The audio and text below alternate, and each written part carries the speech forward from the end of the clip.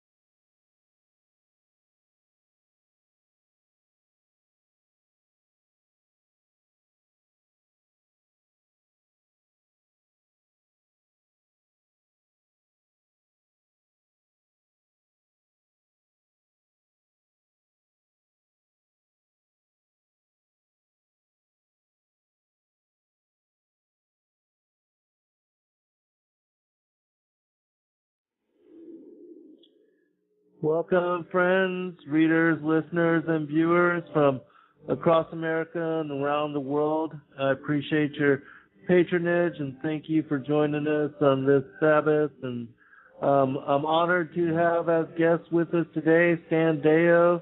And I'm very sure that the audience, many of you that are listening in, that you're familiar with Stan's work. He's been doing this for a very long time, and he's been an inspiration as far as being a truth teller, and I'm sure has enabled a lot of you in your seeking, in your discernment, and your attempts to understand the strange nature of the reality that we're dealing with on so many levels. And Stan, are you there, brother?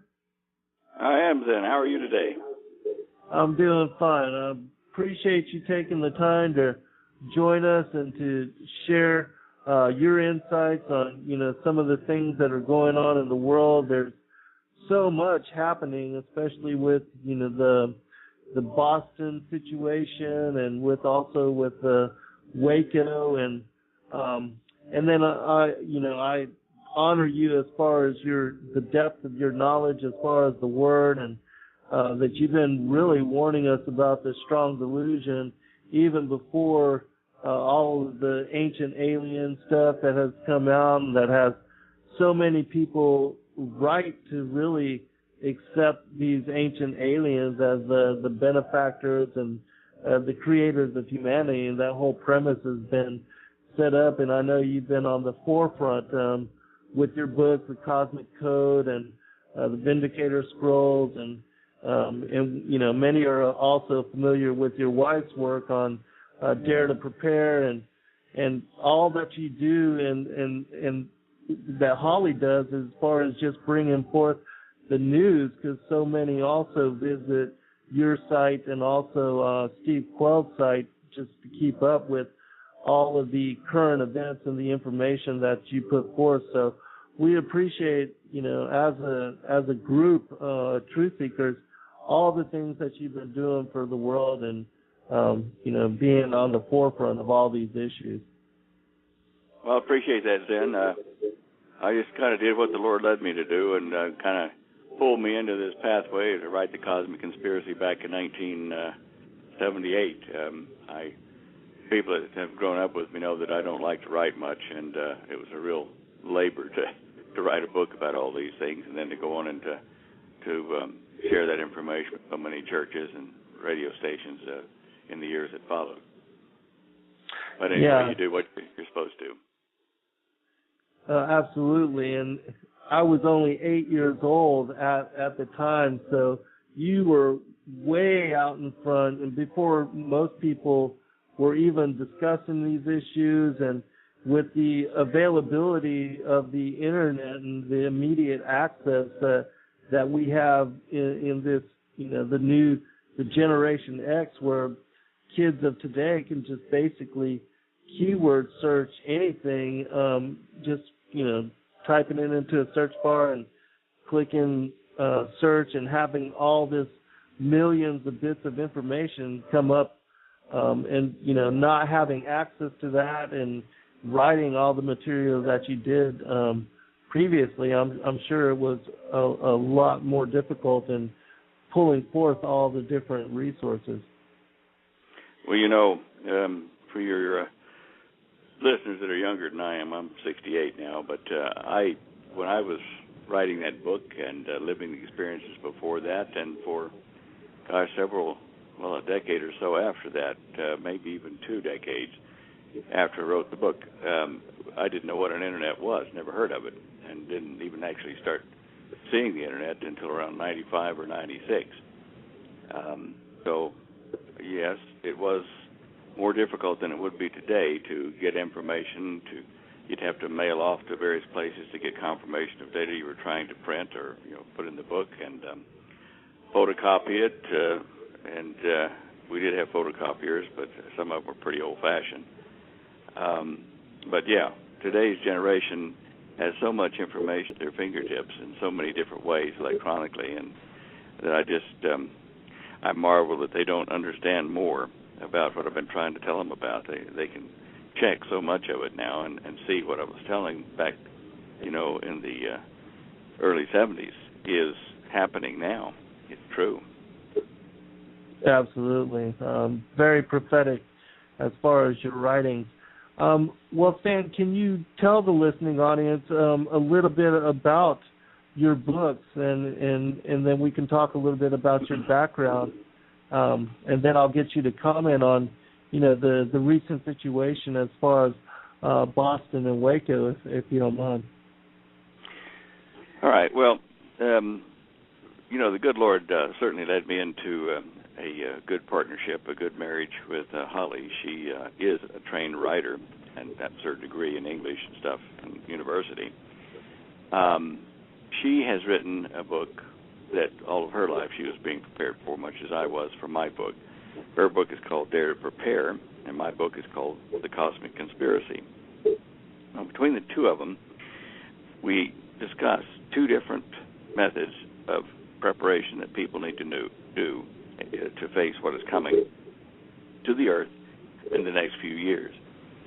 And it is to be able to endure physically and spiritually the things that are confronting us. The most important, of course, is the spiritual one, because we know that we all die eventually, whether it be 30 years from now or 7 years or 2 years or tomorrow from now. So, first of all, we suggest that you understand what is going on, which I can talk a bit about in a minute, between the heavens and the earth, and where God dwells and where man dwells. And then, secondly to that, to endure until our Messiah, Yeshua ben Elohim, Jesus in the Greek, does come for his bride, the church, which we think is happening very soon, within 2 or 3 years. But that's just our opinion. Anyway, we write these 2 books and we sell them as a package or individually, but to help people prepare storing food, medicines, having access to water, how to defend themselves and their families physically until the return of the Messiah. And then, in the meantime, should they face death and actually die for some reason, to be spiritually prepared. So, between those 2, we reach out to a lot of people to prepare them as best we can. Everything Holly's put in the book, virtually everything, we have tested or tried or bought or done to be sure that it's good advice to people. She's put in that Dare to Prepare book a lot of stuff about the experiences we had where we did something incorrectly in what we have asked them to do and prepare, and what pitfalls to look for, and how to correct things that are common errors. And the same thing in the Cosmic Conspiracy book, from a spiritual point, from a political point, from a technological point.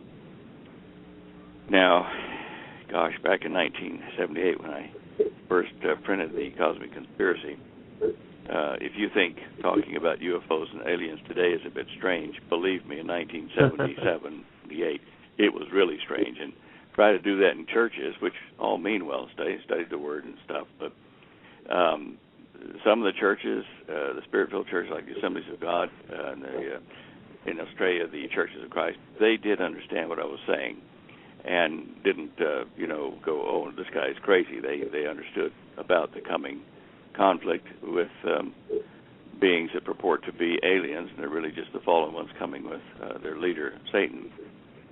Now, this may sound a bit churchy to people, but believe me, this is what is happening, and I can probably speak with more authority than most people that you would hear about the life after this, because I nearly died once and was out of my body and prepared for the long rest I was going to have in the grave, sleeping, until I met with the Lord.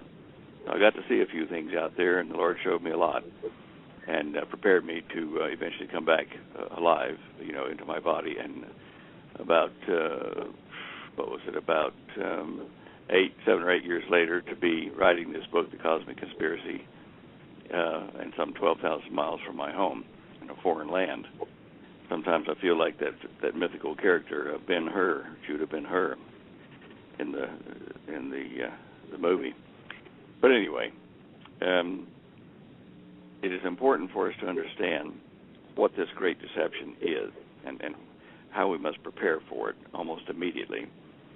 Those of you that watch TV and DVDs and stuff like that, go to the movie houses, and since 1976 or 7, somewhere in there, have seen movies and series on TV like V, and like Independence Day, 4th of July, and any of the movies that have come out that show aliens invading Earth, some of them being friendly or some of them not being friendly. But if you've been raised in that generation seeing all these things, then you've been conditioned to look at the possibility of alien intervention here or invasion to planet Earth as a possibility. It's no longer science fiction, it's science probability. The trick is going to be, as some of our leading astrophysicists have said, is to be sure that you want to draw attention to yourself to these alleged alien races.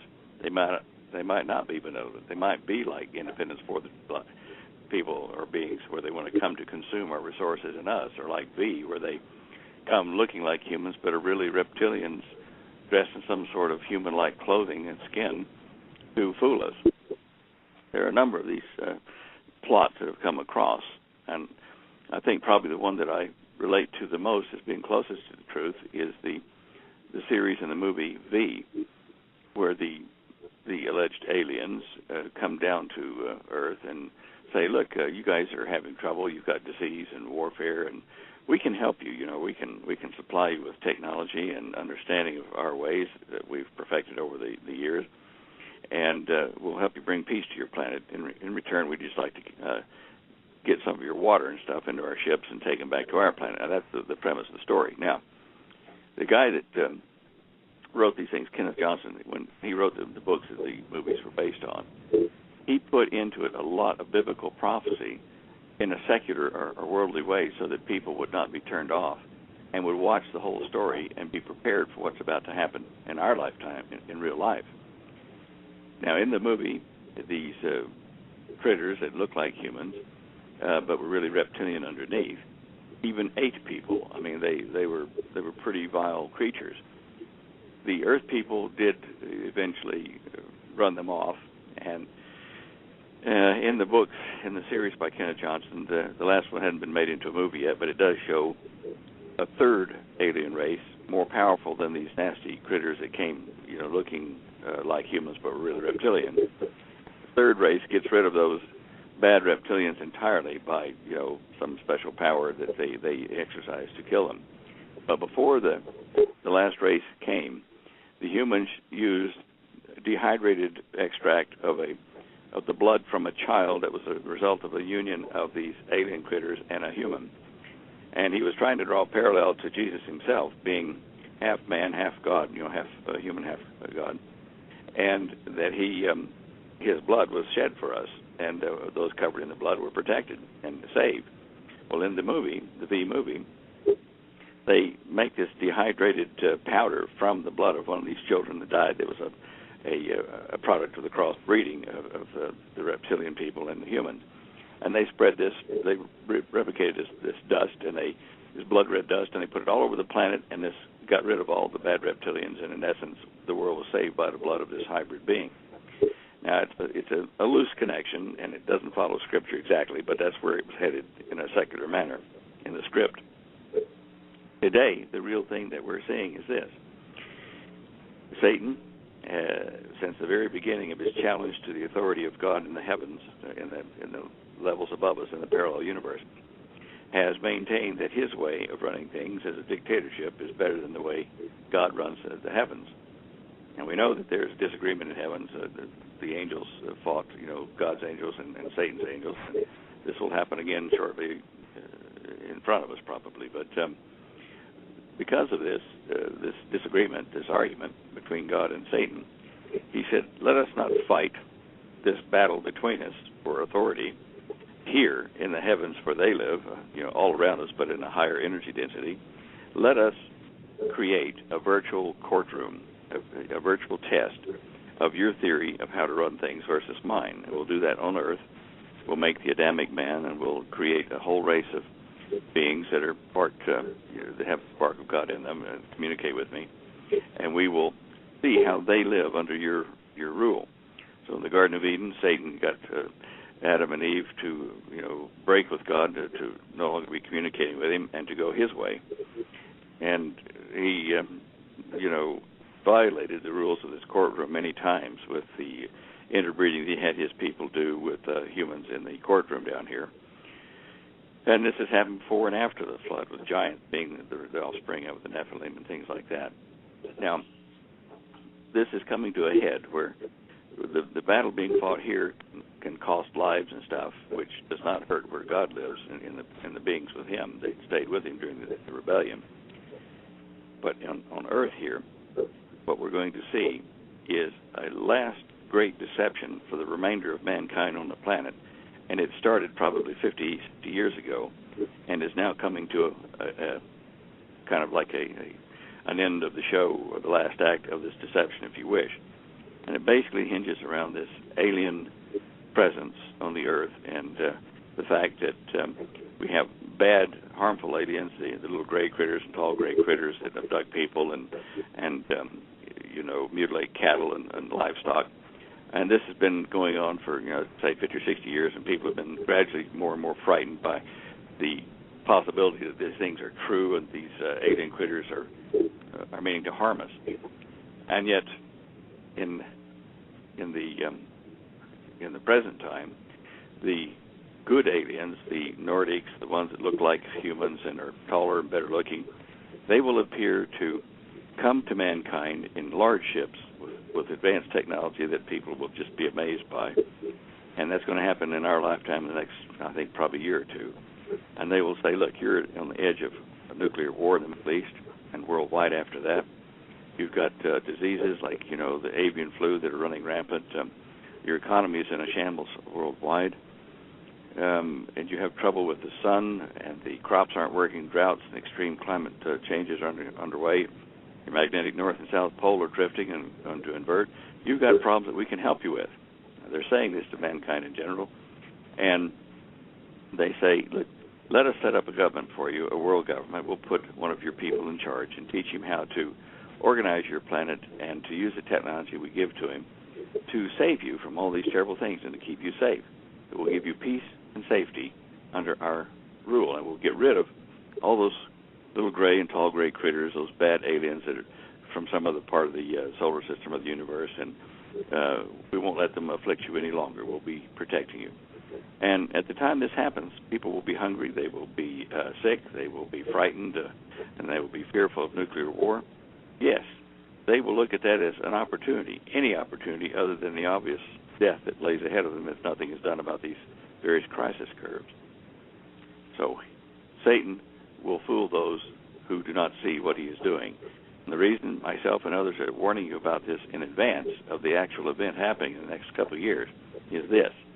If we were to wait until the deceptive alien messiahs come to help mankind and to prove that they are the creators of mankind, and they're not, when they come, if we were to stand up then and say, oh, don't believe this, this is a lie, it would be like sour grapes. Like we'd be saying that because it conflicts with our viewpoint, and we don't want people to follow this allegedly good alien race.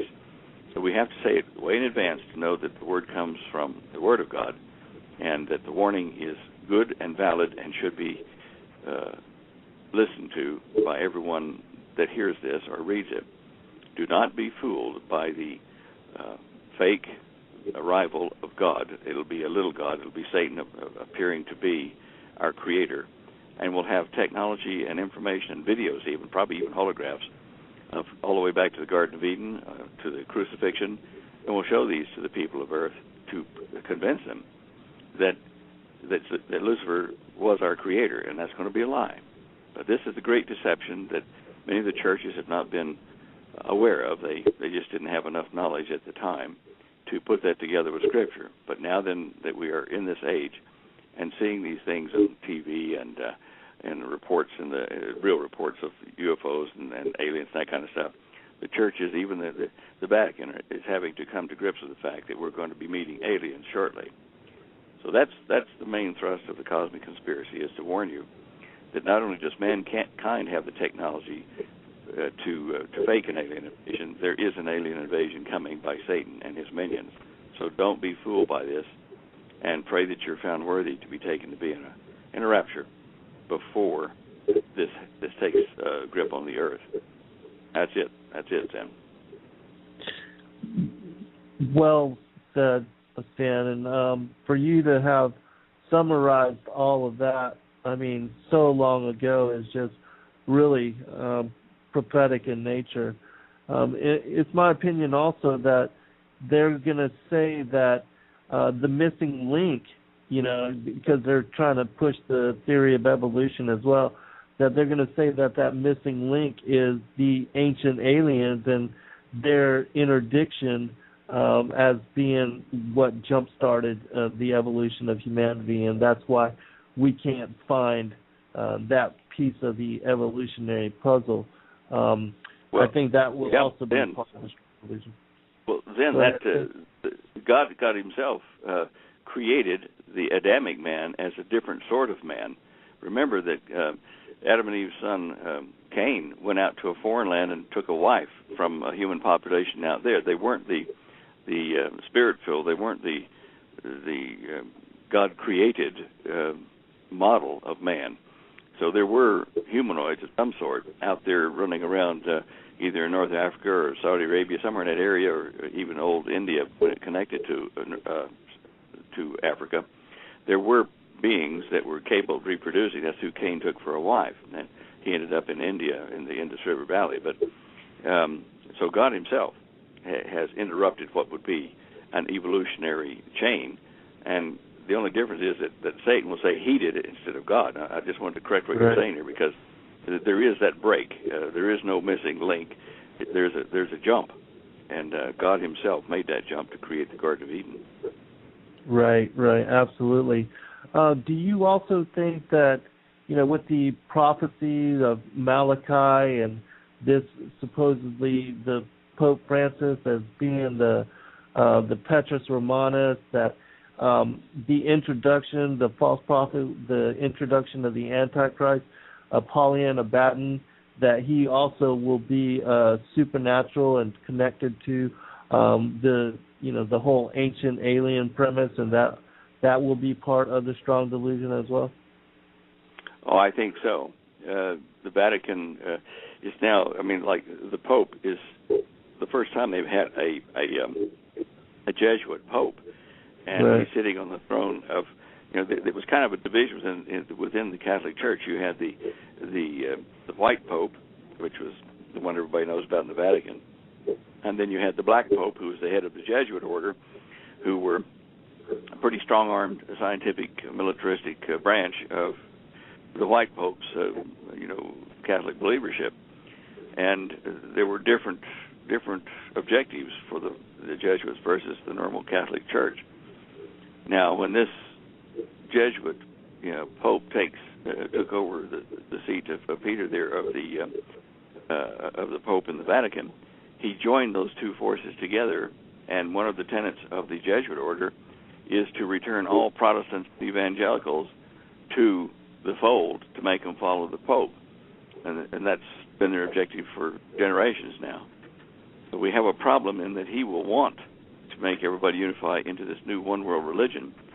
And since 1977, I have seen printed evidence and collected it, showing that the Catholic Church, or the Vatican more appropriately, has been holding conferences worldwide to unify Islam, Catholicism, Judaism, all this, to unify it into a global religious order with common beliefs.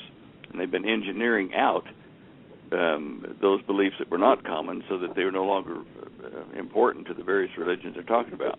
So this Pope could certainly be the one. He has in place underneath him, he has the infrastructure and the ideal to make a one world religion that will transcend all religious sects and unify them into one, and that's what will happen according to the Bible in the last days. So he will then, as the head of that, point to the alien appointed leader of this planet, Satan's appointed leader, but alleged alien, and he'll say, follow him. He is the chosen one of, our Creator, and he will be talking about Lucifer rather than the real God, whether he knows it or not. But this Pope here has stepped into the shoes of a very interesting position in this time in our history, and he's going to definitely be involved in prophetic fulfillment just by the very acts that he does to turn our eyes toward the skies, toward the aliens. Absolutely. Where do you see the connection with Nibiru or Planet X? And because we know that the Vatican has the Lucifer telescope, and that they're watching for the arrival of this particular what some may refer to as wormwood. How do you see that all? Do you think that with its arrival, that possibly that will be the point where we have the false alien invasion and a possible introduction then of this particular Apollyon Abaddon? I think so, and I've been checking with the website of the Vatican's telescope there at that the point where you're talking about that Lucifer infrared telescope. It's a stereoscopic telescope. They actually did not name it. The Germans who built the telescope did, and there are several groups, including the Vatican, that share that astronomical facility there. So the Vatican is saying that they wouldn't have named it Lucifer, but that the builder of the telescope did, and so they have to honor that. Now, whether that's just a sidestep issue or not, I don't know, but we've got to be as truthful as we can about that Lucifer business, and I don't think that openly anyway that the Vatican endorsed naming it that. They are looking at something, all of them, the various groups using that particular observatory, at the southern skies as best they can, but they're looking for something out there that could be a planet, the rogue planet or the 10th planet that for so many years that NASA and various astronomers have said does exist. I have not seen any information, any photographs yet that convince me that this object is visible. And if it is not visible, it might be because it's only got a heat signature. You need a very sensitive infrared to see it. I don't know, but I'm not convinced that it's here yet. Although, having said that, I know that there is a stable orbit around our sun for a planet to occupy way out beyond the farthest planet out beyond Pluto and beyond the Kuiper Belt. And this orbit, if there is a planet or a moon or a star or whatever there, orbits the sun every 3,600 years, plus or minus about 10 or 11 years. Now, that would fit the tale of a Nibiru, from the Zechariah Sitchin translation of the Sumerian documents. It would fit that time period and the Mayan calendar time period. So I'm not going to say definitely no, it's not there. I'm just going to say that I haven't seen anything yet that proves it to me positively today or before today. I'm keeping an open mind on that now. Okay. Do you think that the tohu wabohu that has any connection to what the Sumerians and also the Enuma Elish? It describes how this particular planet became part of our solar system, and it also speaks about a conflict with the planet that used to be where the hammered bracelet or the asteroid belt is now. Because the reason I ask about this is it also speaks about in Genesis as this particular planet having had a watery canopy. And I was wondering if the destruction of that planet and it having been shifted in orbit to where the Earth is now, if that was what actually caused the destruction of that watery canopy, and also what made the stars in the celestial heavens appear, so that the calendars and the time and the ability to track time, all of that then became possible. Well, it is quite possible that we did have a water vapor canopy. It certainly would not have been enough water in that to make the great flood, say, of Noah, thousands of years later. But we could have had a canopy. We could have had a water, gaseous water, like a water vapor canopy. Now, if we had enough that it was condensing into cloud layer, then that water canopy would have definitely shielded us from seeing the stars and the moon and the sun and that kind of stuff directly. The sun would have been an indirect bright light, but that's about all we could have seen, or perhaps something of the moon, because it was close enough through that kind of a shield. Now, the Tohu Bohu does speak about the Earth had become waste and void, so that the Earth had been at some previous time, didn't say how many in the Hebrew, how many years or thousands of years before it had been a working, viable, biosphere. At that time, it might have been when Satan and his people were crossbreeding with the humans on the planet. Perhaps the legend of Atlantis occurred during that time, before the Genesis account. But anyway, the canopy itself, back to that seemed to be what your main question was about. The water canopy, once the clouds became rain and did contribute to the flood of Noah, because there would still be a lot of residual water that hadn't condensed into rain in the atmosphere, it would have made the atmosphere a much better lens, like a telescopic lens all around the planet, so that we could see stars and formations with the naked eye that we can't see today because the water is gradually condensing and going down into the surface of the Earth and not returning to the canopy that we're talking about. So it would have been a lens effect, certainly, as mankind developed, they could see the stars in great detail. And I'm sure that's why the ancient astronomers in the early days, time of Enoch and before, would have named the constellations and then named the stars within those constellations to put a map in the heavens by name and by star position to tell us about the grand cycle, the 25,000-year cycle, or 26,400-year cycle, that the Earth does as it rotates around the North Star. And the whole Bible, the whole witness of Jesus, the birth, and then the final returning as the king, the lion, all of that is written as a message in the stars and the names of those stars in their host languages. So it's very important to know these things, and I do think that the canopy was there, but the main water for the flood came from underneath the dirt of the surface of the Earth, about 5 to 15 miles beneath the surface, where we have discovered a shell of water that's more than enough to flood the Earth right up to the highest mountain. And today we know it as the Moho-Ravitch discontinuity, or the Moho in short form. And that's what the Bible said was broken up and pushed hot water up into the oceans during the rest of the 110 days of flooding after the rain stopped and the condensation of the water canopy stopped. It was the water underneath that came up, but now it's gone back down under the surface.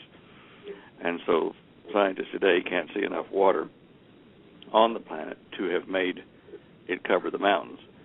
And they also don't consider the fact that at the time that happens, before Peleg, that the Earth was 25% smaller in diameter than it is now, and would therefore have been able to cover the mountains with much less water than they calculate now. Berosus, the Chaldean historian, he speaks about a time when the fallen ones were creating and manipulating the DNA, and that they were crossbreeding creatures so that there were men with wings. It even speaks about how there were men that had fish's tails. The hippocentaurs are also mentioned, and he speaks about all these different mythical kind of combinations, men that had dog's heads, sort of like what is seen also in the Egyptian hieroglyphics. Do you think that the Father, that he created Adam and Eve as a judgment against the fallen angels for trying to create a slave race and for trying to make like a fit extension, and that was one of the reasons that he brought forth Adam and Eve as a special creation? Well, the God of gods, the Elohim, did find fault with what Satan did here on the earth. Now, if it was because of the breeding of chimeras, with the genetic manipulation, and if it was to create a slave race, that is definitely not the way God organizes the heavens. And that might have been the reason for Satan being put to trial here on the earth over the last, say, 6,000 years since the Garden of Eden. The Garden of Eden was created by God to make a fair courtroom decision for all, rather than just punish Satan and lock him up and or take their lives of him and his followers. God said, I have given my word not to do that, but I will show you how you are wrong and how you will be put away, so you can't harm the rest of us because you are going against the perfection of the order that I've established. And that's why the Garden of Eden was set up. And as I said, that's also why Satan has done everything he could to pervert the outcome of this virtual courtroom that we're living in. Many times in the Scriptures we have seen where it refers to earth and the life that we know as not reality. It is not in the heavens where the Elohim dwell. We've only just recently, in the last 30 or 40 years, started to understand what virtual reality is and how you can have avatars living in these virtual worlds. And we are, in essence, avatars, some of us which will side with God, the Elohim, and others who will not, sadly a much greater number. And they will not continue after the virtual reality is shut down. But only those who have accepted and signed on with Yeshua, our doorway to the Elohim, will be given permanent life in the heavens that are around us. They will act as priests and kings, I'm sure, when they return with the Messiah for the 1,000-year reign here. After that, there's all kinds of interesting things that happen to our entire universe. But anyway, these things are there in the Scripture, if you look at them, particularly in the Hebrew, that tell us what has happened and why this virtual reality has been set up to judge Satan. Can you tell us about the war in heaven, and how you see all of that unfolding and how it led to our embodiments in flesh here now, and this being a fallen world, and we're in kind of a fallen state of being as well? Well, I think I've probably addressed that maybe indirectly in what I've already said in the program, but basically there was a disagreement between the Elohim and Lucifer, who became Satan, because he challenged the authority of the Elohim to limit his activities here on the earth in doing something that was not in God's will, in the will of the Elohim. But being fair, the Elohim have decided to try Lucifer, Satan, in this virtual courtroom, which has been running since the Garden of Eden until now, and will continue to run for another 1,000 years. Even during the millennial age, there will be a resurgence of people still supporting Satan, and there will be one last conflict at the end of that time, and then when that happens, the courtroom is finished, Satan is judged, and he is cast down and disappears, from bothering anybody any longer, he and his minions. Now, I don't know any more details about what happened in the war in the heavens other than what we can get out of Scripture, but definitely there was free will in the heavens, there still is, and exercising his free will, he tried to destroy free will by enslaving not only the beings here on the earth, these hybrid beings, but also extending that kind of rule to the heavens themselves. And, God came as Yeshua, the hybrid Son of Man and God. And Yeshua, to be the greatest king, has become the greatest servant of all, to lay down even his life, at the very lowest level of human existence, to lay down his life to redeem us and to bring us into the heavens. And that kind of leadership is not dictatorial. That one is a relationship of love for the beings that are in your creation, and a willingness to serve them rather than to dictate to them, to show them the wisdom of your way rather than to force it on them. And that's the only way a harmonic system can exist and endure. Right, and that's why all the Ten Commandments are to show us how to share and to love one another and to look after each other, instead of being selfish in our ways, and to seek out self-glory, because that's the way of Lucifer, and that's part why we see so much chaos and so much evil present within this world, where we're learning through the duality of good and evil. There's a question from the chat room. Watcher Ruth wanted to ask you if you could comment on the ley lines and their effects and how they influence us. Well, the ley lines, are a series of kind of parallel lines that run across the face of the earth in a spiral from north to south. And these ley lines, I think they do reverse their vectoring in the south pole toward the equator, as well as the north pole toward the equator. But the way I understand these things is they are part of the gravitational field that forms this planet and the magnetic field. And what happens, and I can't really explain this without showing videos or things like that. I can't explain it easily, but a paper I've been working on to explain how gravity is really a two-dimensional or a two-vector force. It's not just one directional toward the surface of the Earth. It reverses inside the Earth and comes back up toward the surface inside the planet. And because of that, it forms overlaid fields of inertia, if you wish, which if you look at it as lines, the inertia is the highest. There will be overlaying things that form a grid work. If you look down through the surface of the Earth, one set of lines going one way on the surface, the other set of lines almost at 90 degrees, but not quite to the one on the surface. And that forms this kind of grid work pattern. Now, as far as how these things generate energy that affects us, I don't know. I've read a number of theosophical discussions on it, and things that are not well documented as far as scientific fact, but could very well be in evidence by animal and human behavior. As far as energy, I do know that we can theoretically obtain electricity from gravity waves, which are formed by this spiraling field I'm talking about. And that might be what happens, is that plants are, living tissue that falls along those lines, or within certain ones of them, somehow can convert that energy into a form of energy they use in their body. I don't know. But that's the best I can give you, because I've never been able to prove, to my satisfaction anyway, that these lines do influence mankind or, plant growth or anything else. Mm-hmm. Well, we know that animals are certainly aware of the subtle energy and can sense all of that.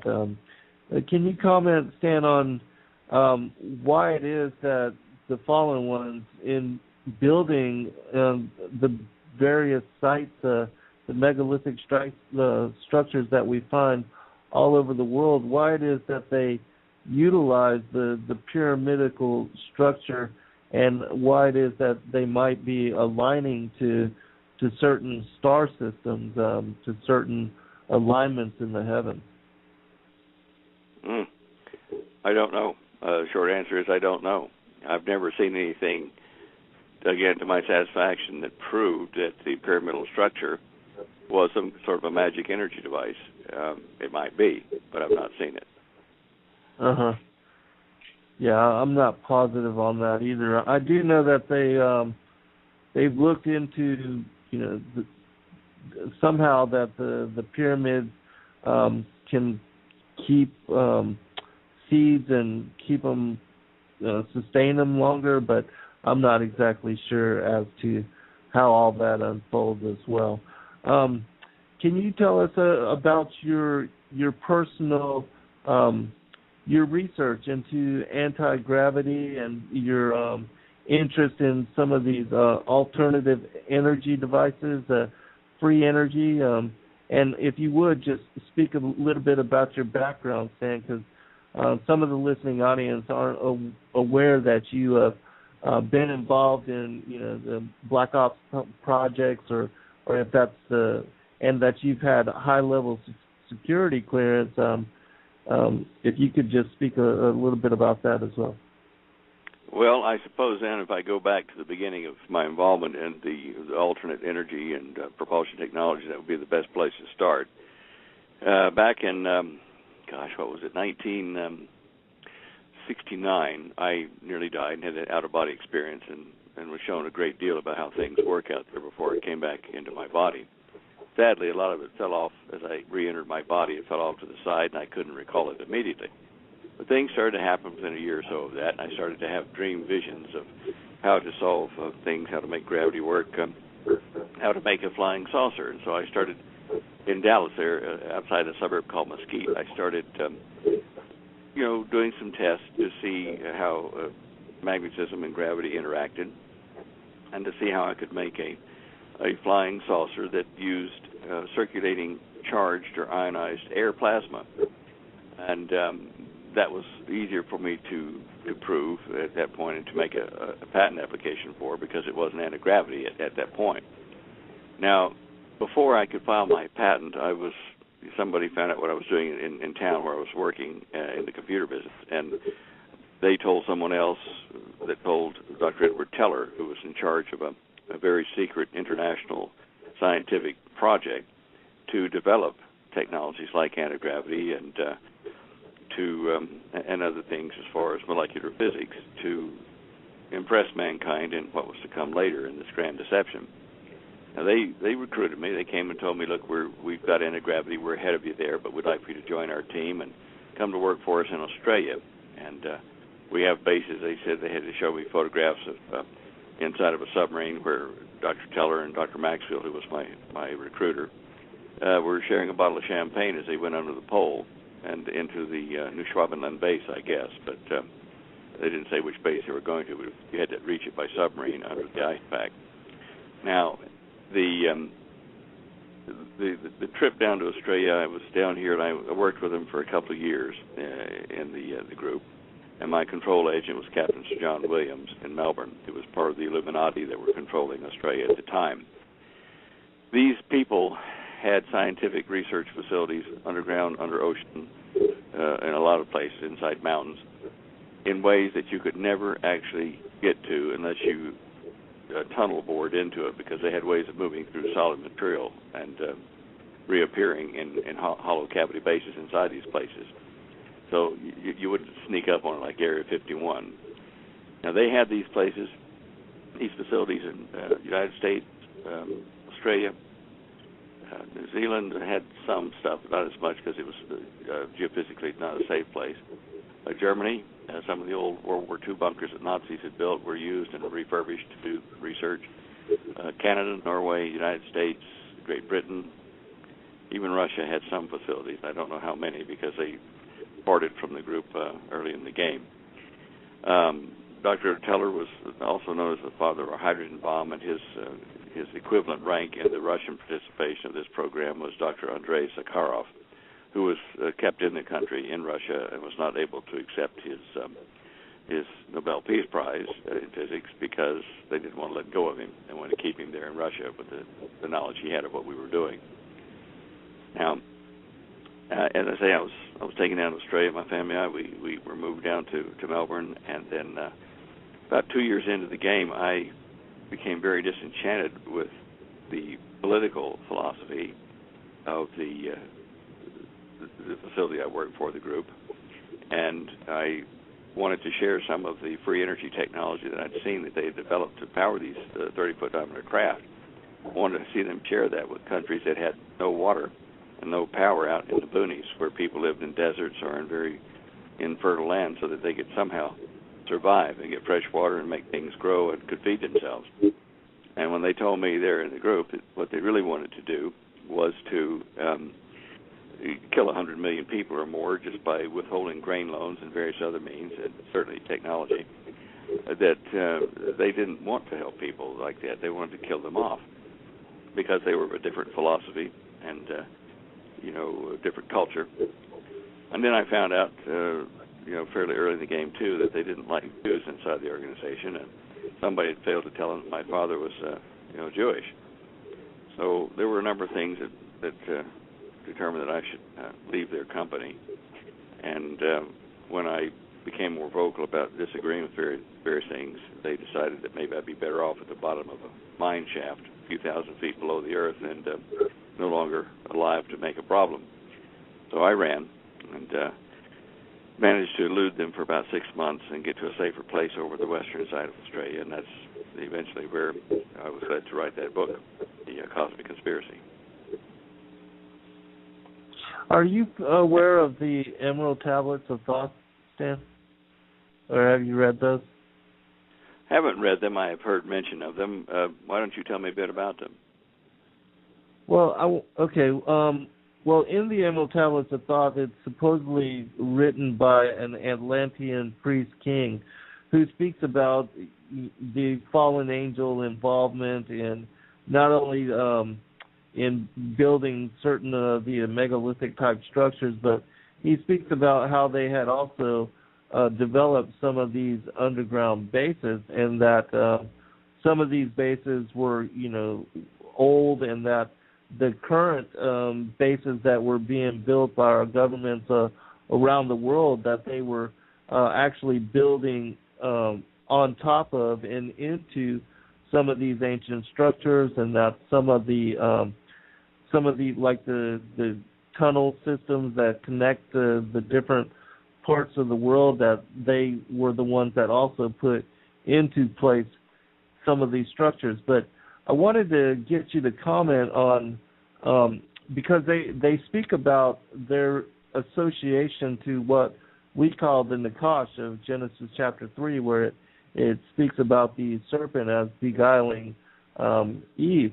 But I wanted to just read a real quick passage and then get you to comment on this, because it also speaks about there being interdimensional type beings, and that they were reptilian, and that they were able to take over, to possess those that sit on the thrones of the world today. It speaks about how they crept into the councils of man, and that they are, holding form and connected to the royals, the blood royal elites of the world. So, especially since you haven't, associated these texts to the Nakash in this particular way, I think it would be interesting for you to hear about this, and then I'll get you to comment on it.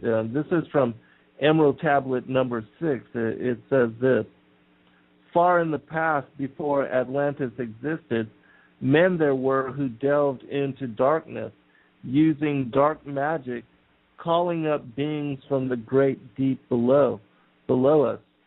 Forth came they into this cycle. Formless were they of another vibration, existing unseen by the children of earth men. Only through blood could they have formed being. Only through man could they live in the world. In ages past, were they conquered by the masters and driven below to the place whence they came?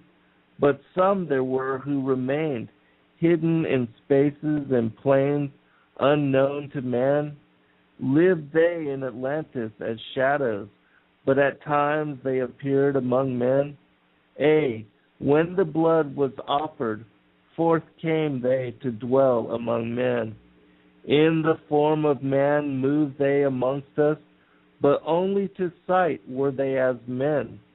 Serpent-headed when the glamour was lifted, but appearing to man as men among men. Crept they into the councils, taking forms that were like unto men, slaying by their arts the chiefs of the kingdoms, taking their forms and ruling over men. Only by magic could they be discovered. Only by sound could their faces be seen. Sought they from the kingdom of shadows to destroy man and to rule in his place. But know ye the masters were mighty in magic, able to lift the veil from the face of the serpent, able to send... I'm almost done here.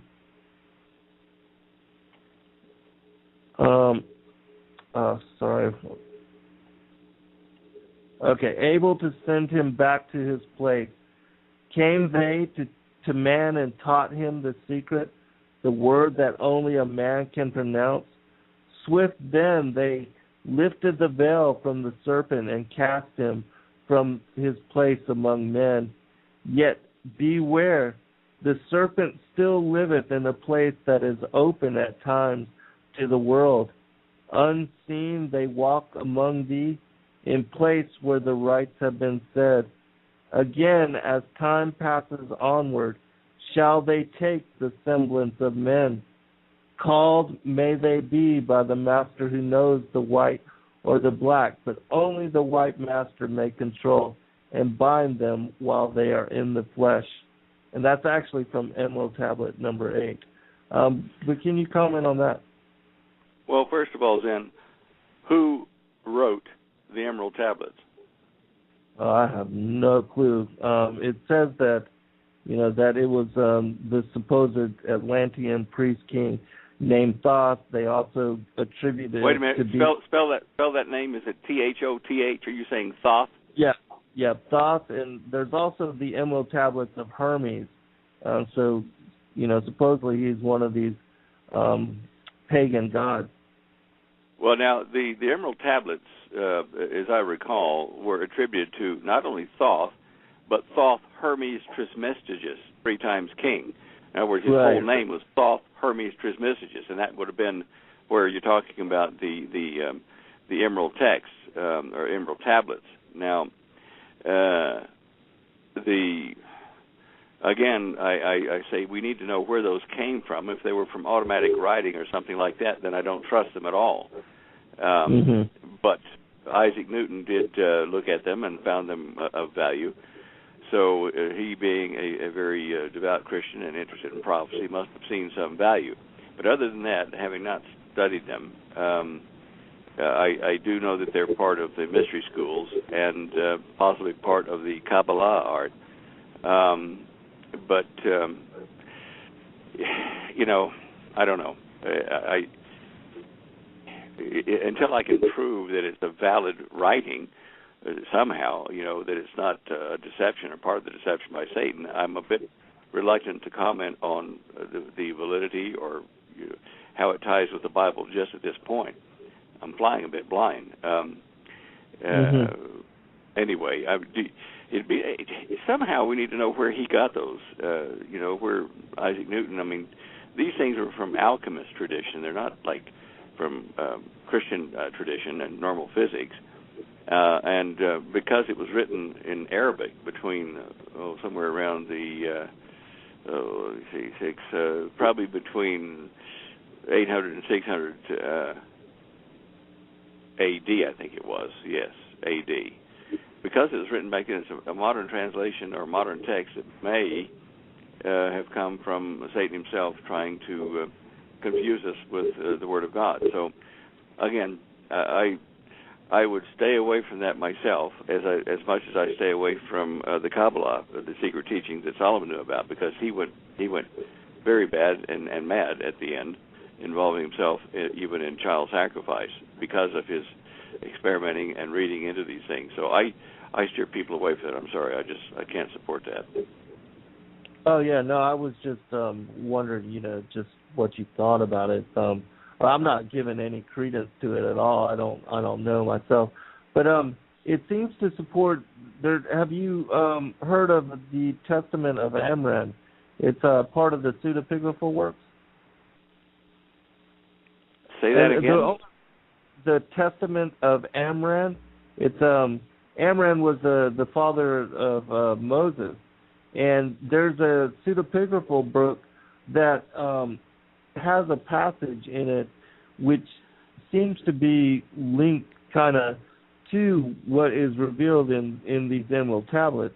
And I'll read that for you just real quick, and then get you to. Was that also written in? Was that an Arabic document as well? Oh, I don't know as far as what it was, the original language that it was written in. I just know that it was part of the pseudepigraphal works. But the only reason I'm mentioning these is because it seems to talk about the reptilians, and I just wanted to get you to comment on what you thought about as far as the nature of the reptilians, and do you think that we're actually dealing with some kind of presence like that on the planet today? Well, whether we know about it or not, or whether they're in positions of leadership in various countries in the West or otherwise, I don't know. I could only guess at. But certainly there is that reptilian DNA presence in the alleged alien presence here on the planet, as far as I can tell. I don't think I ever met, but I met two people who I thought might have been part of the reptilian DNA when I was in the organization, and I couldn't swear to it. Their eyes were normal like ours. They didn't have slit eyes or anything, but their skin did have kind of a very kind of light, sparkly rainbow effect when they turned in the sun. And I was told that this is because they had small scale-like cells there rather than the kind of cells that we have for our epithelial cells, and that caused the refraction of the sunlight to make it look kind of shimmery like an thin oil film on their skin. Other than that, I don't know if I've ever met one, and I don't know, if the monarchy of England, for instance, is a bunch of alien shape-shifting reptilians. I've heard that kind of stuff, but I treat that in kind of the nonsensical area, because no one, no human that has worked close to the royal family has ever leaked out with anything like that. There was no mistakes made. They never saw them in that form. But as far as having DNA cross with humans, with all the abductions that have been taking place with the UFOs and the gray critters and this kind of stuff, and doing genetic experiments on our women and our men, I have no doubt that there could be a strange seed in our DNA now, having been put there perhaps for reasons unknown to us, but and Satan's purpose to enhance his chances of winning the battle against the Messiah when he returns. I do caution you about these books that are Arabic origin, because this, it's a branch of things that are definitely anti-Christian, anti-Jewish. Like, for instance, that thing we were talking about with the Emerald Tablets. Well, then if you go to the Tablets of Amram, or the account of Amram you're talking about, this is part of the Quran in the third surah, where they talk about the house of Amram, and they equate him to Adam, Noah, Abraham, and Amram is the fourth. Now, it just seems to me that this is part of an Islamic attempt to, the fundamentalists of that, to steer us away from what the Bible tells us about the children of Abraham, Isaac, and Jacob. Maybe I'm wrong, but I instinctively kind of treat this kind of document with caution because of the source of them. When they start talking about finding a scroll or whatever it is, a tablet, under the statue of some god, or I don't know how they did this Amram thing, but I just have to be cautious about that, and I encourage you to be just as cautious. Oh, absolutely, and I appreciate your warning. I'm not. Again, I'm not giving any kind of credence to these particular texts. I just find it interesting that there are mention of these reptilian type beings in them, and it seems True. like. Well, I was just going to, and then you can comment on this, Dan. I was just going to say that it seems like there are, even in the, people that are, like Christine Fitzgerald, she gives us a testimony. She was the confidant of Princess Diana, and she gave an accounting of that that the royals might be associated in some way. And I know there's a lot of that happening on YouTube where people are speculating as to this, and I'm not saying one way or the other that this is true or not. It's fascinating to me that there seems to be some kind of weirdness associated to that seems to be coming out in this last day and age, and so people have been speculating as to whether the royals and the New World Order, if they are connected in some way to the reptilians, and even whether the Greys themselves are some kind of reptilian type being. Comment on that, Sam? Well, the gray critters, I'm reasonably certain, are created by Satan, and they are serving a purpose, and that he has to fake or make a fake everything miracle-wise before the thing actually is done by the Elohim or by Jesus, Yeshua. Now, to that end, when Satan comes posing as a little g God, our creator, he has to fulfill what a lot of Christians and Jews and other followers of the ancient works are expecting, and he has to get rid of an evil source on the planet, alien source, and that is the little gray critters. He's created them to produce data that he needs on the genetic manipulation, but at the same time, he has made them the enemy of humanity, even though it's not officially declared. And I think they're biological robots, or like cyborgs that he's created without souls, just to go do his bidding, and to gather the data and to serve as bad guys that he can vanquish when he takes over the planet and protects humanity from these bad gray critters, fulfilling what Satan is himself going to be when Jesus comes back to kick him out. So he's doing an imposter-type Messiah arrival, and he had to have a bad race of beings to defeat. That, I think, is where the Greys have been brought into the picture in modern times. And even though they could have been, testing on mankind for generations and perhaps even millennia before that, but not as intensely as they are now, and as intensely covered as they are now due to the increase of knowledge and the sharing of knowledge across the planet with the electronic age. That's what their purpose is, and I think that they will certainly be dealt with by Satan, to impress the humans that he has done a kind thing and a good thing, and that he will protect us. People that aren't aware of this deception will fall prey to it and believe a lie. Yeah, absolutely. Well, can you tell us, Stan, because I know that we're quickly running out of time, and there's a lot of new listeners and a lot of people in the chat room that have joined us just recently. I know you've summarized this in what you were speaking about with your first book, Cosmic Conspiracy, but what do you see unfolding over the next few years as far as the strong delusion and how that will be played out? If you could just comment on that some. Okay, I will. I just want to finish up our touching on the Amram and on the Emerald Tablets before that. There are certainly pieces of literature that have not made it into the mainstream or into the accepted biblical collection of books. Some of them, I think, have valid input, but I think that it is certainly something that a serious student of the Hebrew, perhaps the Arabic and the Greek, would look at and study at great length before sharing it with the general Christian community or our Jewish community, because it is stuff that's in rabbinical literature and apocryphal literature that is suspect, because the writers are not known to be somebody that's trusted or authorized to be a prophet of God, etc.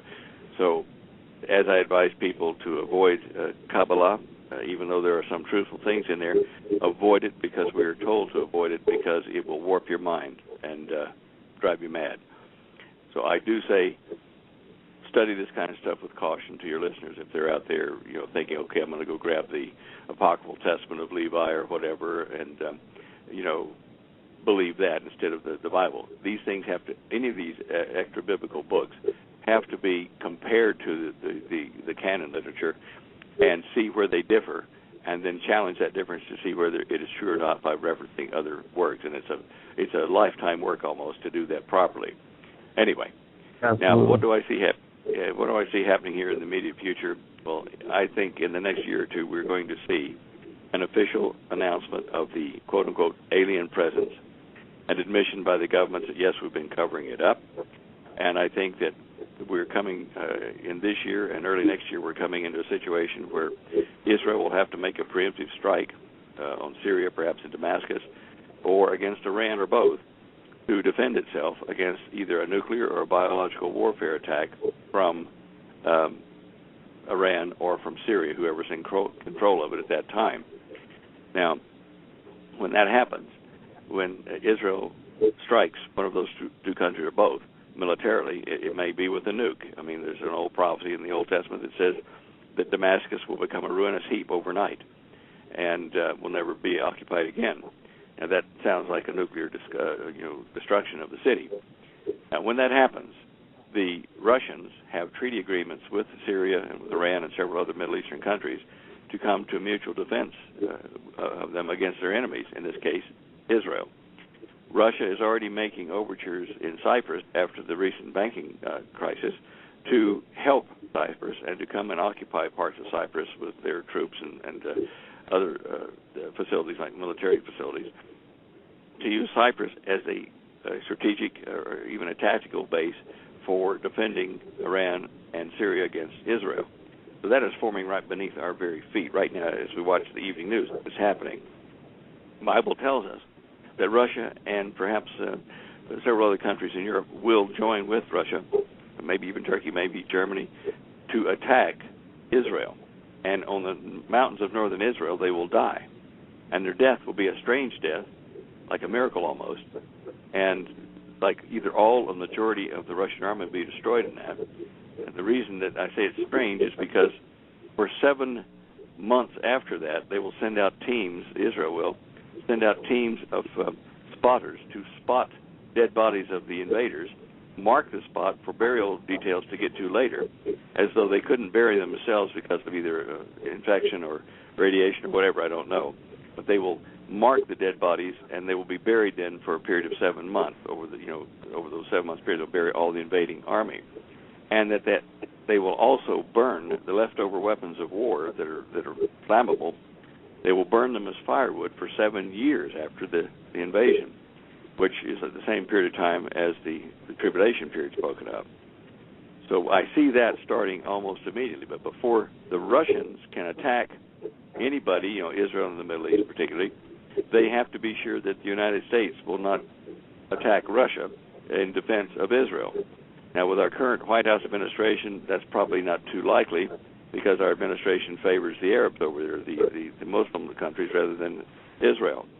But should the government change, the Russians look at it, should the government change, enough of America is pro-Israel still, that America could be a real threat militarily to their defending their treaties with the Middle Eastern countries over there. So America has to be removed as a major world power, military power, before Russia can invade Israel. That means that this year sometime, I'm pretty sure that we're going to get struck here in the United States with terrorism, with nuclear attack, something, and civil disobedience, civil war, that will totally divide our people. And a house divided cannot stand against external enemies. That's when we will either be invaded by Russia or China or a combination of them and some Middle Eastern countries, and America as a major world military power and economic power will be finished. That has to happen rapidly before Russia can even think to attack Israel. So that's what I see the next year or two. We're seeing very turbulent times.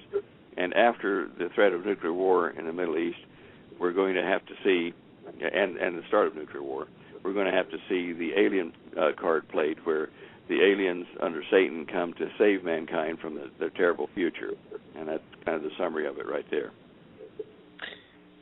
Excellent. Well said. And that leads me to what will be probably the last two questions that we'll be able to ask you, Stan. And again, I want to thank you for taking the time to join us and to speak on all that you have. And we appreciate all of your work as well. But do you think that Revelation 17 and 18, Mystery Babylon, that New York City, the city of kings, that also will be taken out? The reason I ask is because just over a month ago, I had a dream of the East Coast being attacked in what was a large destruction, and it seems to be associated to that. And then one final question after that. Well, certainly there is a province in New York State called Babylon, or like a county or whatever you want to call it. And the Statue of Liberty is a woman and sits upon many waters, and the United Nations is located in that area. But as far as its extent economically, extends over to the city of London, the financial city of London, as well as to New York, and that both of them may be taken down in this kind of a destruction by fire in 1 hour. The British they control over 1/3 of the world merchant shipping. The city of London controls our Federal Reserve here in the United States, and hence heavy on the policy of the United Nations as far as what the U.S. input is.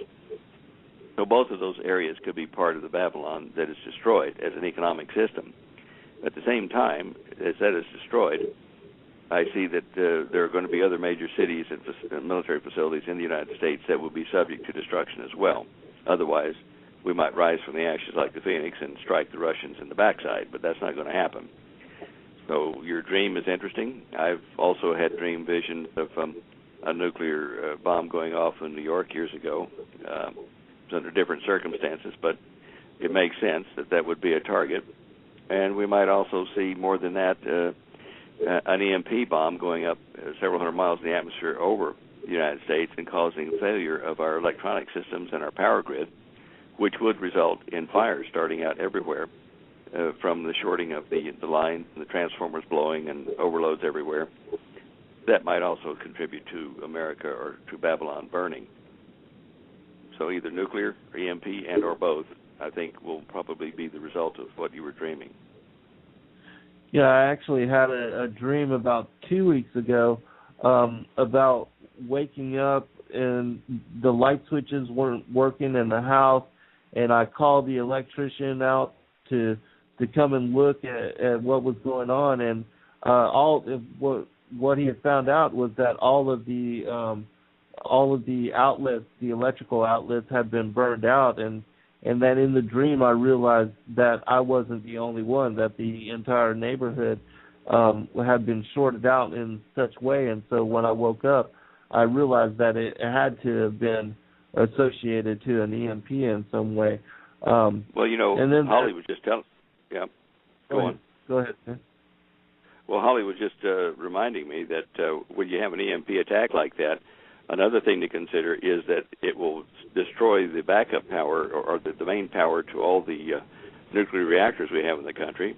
And once they run out of fuel for the backup diesels and run out of energy to pump the coolant in there to keep it cool until power returns, once that happens, you can have meltdowns and explosions under certain circumstances of all these nuclear reactors, which would also pollute America to the extent that nobody would ever want to live here again in those places because of the radiation byproduct that might last thousands of years. That's another factor that would indicate that EMP thing you're talking about might be real, might be the cause of it. Right. Now, you were going to say something else. What were you going to say? I was just going to say that, we have the vision of Dmitri Dudelman, and then there's the prophecy that has been reported as George Washington, him seeing, the republic, the faltering but rising again, sort of like what you were speaking of as rising out of the ashes, and that we were able to repel, this what could be the oncoming invasion.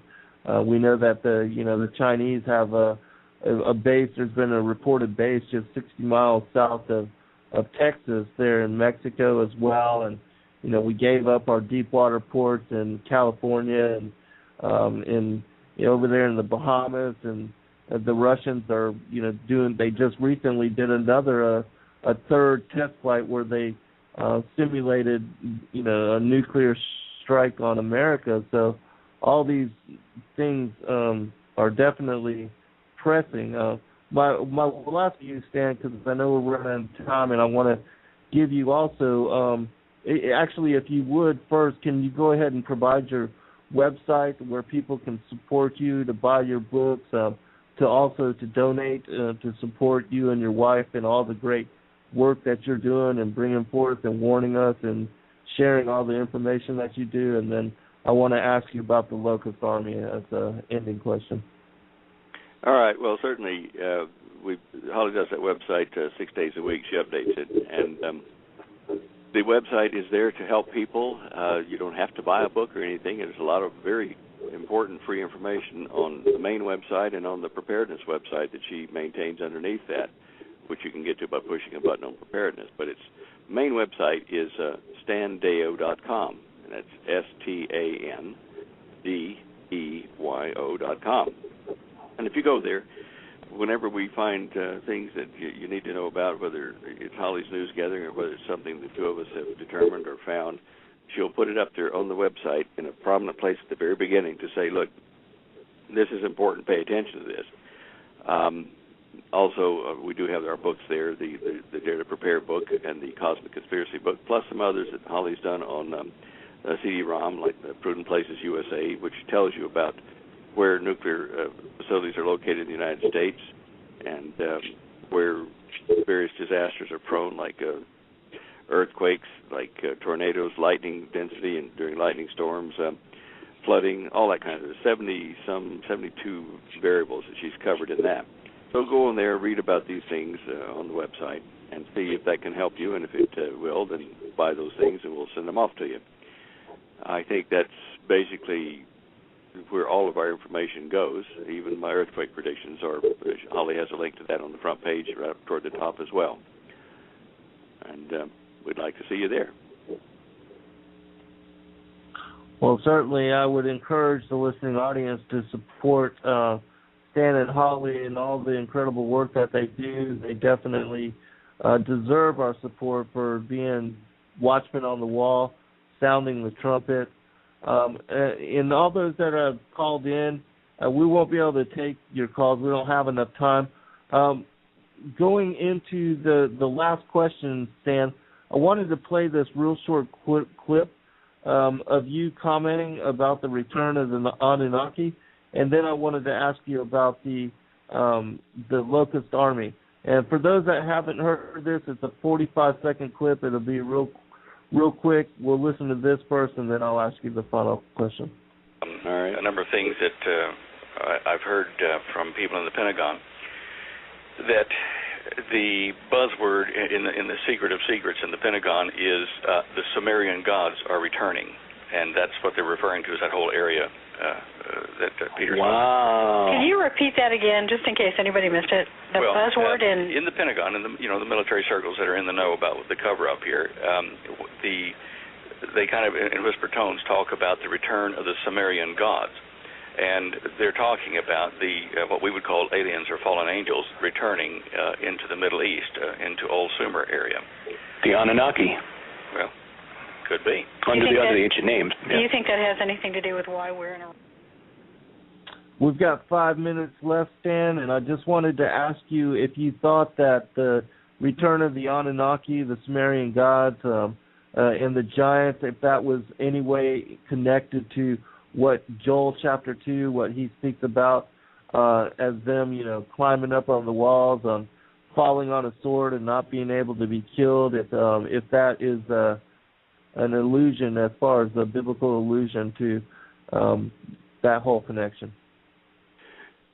Well, I don't know how you would kill them. Certainly the legends do support the fact that the Nephilim were hard to destroy, either by their size or so that swords and spears didn't really hurt them that much. As far as them being immortal type things, certainly coming from the heavens, Satan and his minions do have that capacity, because I think that Satan and those who are his close lieutenants for sure were around the time of the crucifixion. They were around the time of the Garden of Eden and before that, and so if those beings live that long, surely they're not going to be subject to death at the hands of anything that we're doing. And the return of the Sumerian gods statement, I got that talking to Linda Moulton Howe. We talked by phone a few years back, and she'd been in the Pentagon just before that and had heard some of the generals talking about, in lower tones, the return of the Sumerian gods, little g gods. And these are beings that obviously had godlike qualities, like they had magic technology, and perhaps since they didn't die, that was pretty unique, which all adds to what you're saying from the book of Joel, that we might be seeing a return of these kind of beings. You don't want to be here when they come. They're going to make a mess of the planet, and they're going to afflict mankind horribly. Daniel, in the book of Daniel, it does speak about the fallen one coming, posing as an angel of light, a messenger of light, and as a little god, little g god. And I do cover this in the last chapter I've added of the Cosmic Conspiracy book, the very last appendix it is in the book. And I added that a couple of years ago after retranslating part of Daniel to warn people that these beings coming with Satan are going to be like iron compared to clay in strength over us. And we're like thin, fragile clay vessels. We can be broken and killed easily, but these beings cannot. So I think that it does support what you're saying there, and that we're going to see them in great number in some of the new 10 regions of the planet. As Daniel explains, there are going to be regions that are run by aliens and regions that are run by the Antichrist. And he gives peoples and lands in return for technology from the fallen one, Lucifer, Satan. That, again, encourages us to get right with the Lord and get out of here, get taken out of here before that happens, because they are going to treat humans like fodder, it says in Daniel. It's just really bad. I encourage you to look at that in the book. Thank you, Stan. We appreciate you. And I want to just reiterate what Stan said as far as the extra biblical books and all of that. Please build your foundation on the Old and New Testament, study the Word, and you have to know, because it covers all of the esoteric nature of all that we're dealing with. It's all there in the gospel, I know for many people that when you read it, it doesn't seem to make sense.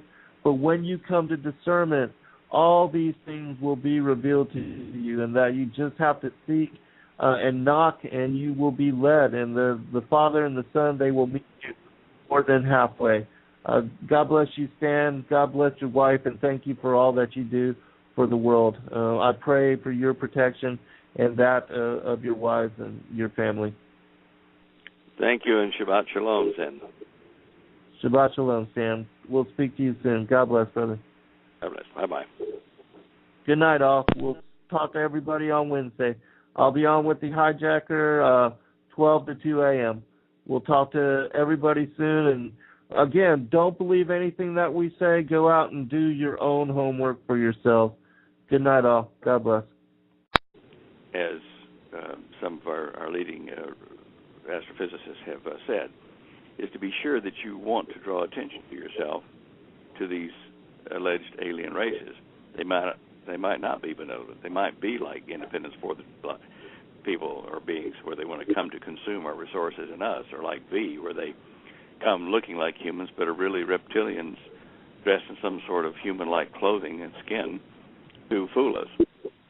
There are a number of these plots that have come across, and I think probably the one that I relate to the most as being closest to the truth is the series and the movie V, where the alleged aliens come down to Earth and say, look, you guys are having trouble, you've got disease and warfare, and we can help you. You know, we can supply you with technology and understanding of our ways that we've perfected over the years, and we'll help you bring peace to your planet. In return, we'd just like to get some of your water and stuff into our ships and take them back to our planet. Now, that's the premise of the story. Now, the guy that wrote these things, Kenneth Johnson, when he wrote the books that the movies were based on, he put into it a lot of biblical prophecy in a secular or worldly way so that people would not be turned off and would watch the whole story and be prepared for what's about to happen in our lifetime, in real life.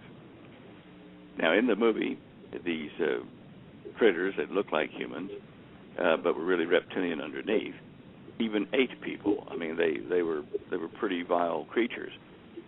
The Earth people did eventually run them off, and in the books, in the series by Kenneth Johnson, the last one hadn't been made into a movie yet, but it does show a third alien race, more powerful than these nasty critters that came, looking like humans but were really reptilian. The third race gets rid of those bad reptilians entirely by, some special power that they exercise to kill them.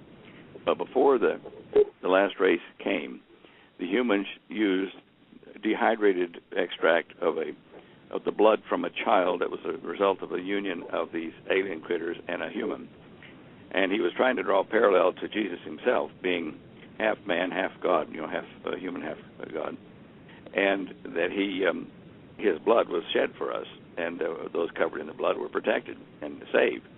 Well, in the movie, the V movie, they make this dehydrated powder from the blood of one of these children that died. There was a product of the crossbreeding of the reptilian people and the humans, and they spread this. They replicated this dust, and this blood red dust, and they put it all over the planet, and this got rid of all the bad reptilians, and in essence, the world was saved by the blood of this hybrid being. Now, it's a loose connection, and it doesn't follow Scripture exactly, but that's where it was headed in a secular manner in the script. Today, the real thing that we're seeing is this. Satan, since the very beginning of his challenge to the authority of God in the heavens, in the levels above us in the parallel universe, has maintained that his way of running things as a dictatorship is better than the way God runs the heavens. And we know that there's disagreement in heavens. The angels fought, God's angels and Satan's angels. And this will happen again shortly in front of us, probably. But because the Generation X, where kids of today can just basically keyword search anything, just typing it into a search bar and clicking search and having all this millions of bits of information come up. And not having access to that and writing all the material that you did previously, I'm sure it was a lot more difficult in pulling forth all the different resources. Well, for your listeners that are younger than I am, I'm 68 now, but when I was writing that book and living the experiences before that, and for a decade or so after that, maybe even 2 decades after I wrote the book, I didn't know what an internet was, never heard of it, and didn't even actually start seeing the internet until around 95 or 96. So, yes, it was more difficult than it would be today to get information. You'd have to mail off to various places to get confirmation of data you were trying to print or put in the book, and photocopy it. And we did have photocopiers, but some of them were pretty old-fashioned. But yeah, today's generation has so much information at their fingertips in so many different ways electronically, and that I marvel that they don't understand more about what I've been trying to tell them about. They can check so much of it now and see what I was telling back, in the early 70s is happening now. It's true. Absolutely. Very prophetic as far as your writings. Well, Stan, can you tell the listening audience a little bit about your books, and then we can talk a little bit about your background, and then I'll get you to comment on, the recent situation as far as Boston and Waco, if you don't mind. All right. Well, the good Lord certainly led me into a good partnership, a good marriage with Holly. She is a trained writer, and that's her degree in English and stuff in university. She has written a book that all of her life she was being prepared for, much as I was for my book. Her book is called Dare to Prepare, and my book is called The Cosmic Conspiracy. Now, between the two of them, we discuss 2 different methods of preparation that people need to do to face what is coming to the earth in the next few years. And it is to be able to endure physically and spiritually the things that are confronting us. The most important, of course, is the spiritual one, because we know that we all die eventually, whether it be 30 years from now or 7 years or 2 years or tomorrow from now. So, first of all, we suggest that you understand what is going on, which I can talk a bit about in a minute, between the heavens and the earth, and where God dwells and where man dwells. And then, secondly to that, to endure until our Messiah, Yeshua ben Elohim, Jesus in the Greek, does come for his bride, the church, which we think is happening very soon, within 2 or 3 years. But that's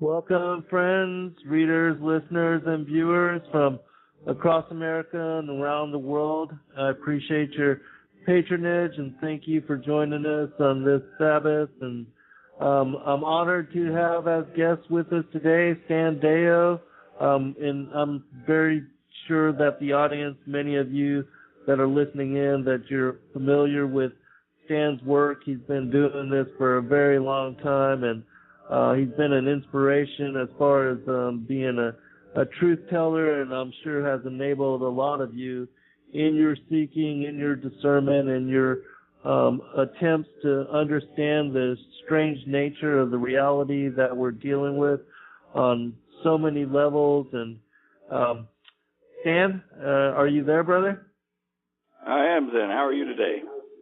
I'm doing fine. I appreciate you taking the time to join us and to share your insights on, some of the things that are going on in the world. There's so much happening, especially with, the Boston situation, and with the Waco, and then I honor you as far as the depth of your knowledge as far as the Word, and that you've been really warning us about the strong delusion even before all of the ancient alien stuff that has come out and that has so many people right to really accept these ancient aliens as the benefactors and the creators of humanity, and that whole premise has been set up. And I know you've been on the forefront with your book, The Cosmic Code, and the Vindicator Scrolls, and many are also familiar with your wife's work on